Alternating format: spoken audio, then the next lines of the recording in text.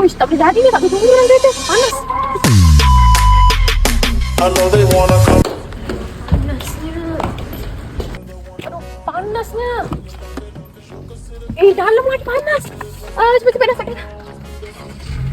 Alah, lambat dah cepat datang ni.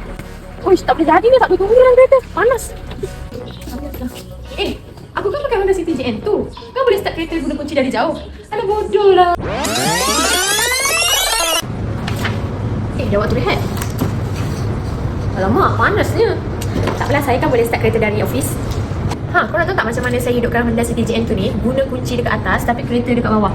Dan jom saya tunjuk macam mana. Mula-mula korang tekan button lock dan korang hold lama-lama dekat anak panah bulat ni. Lepas tu nanti enjin akan start.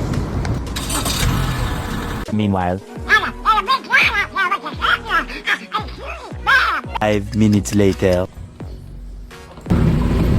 Sejuknya, kan senang macam ni.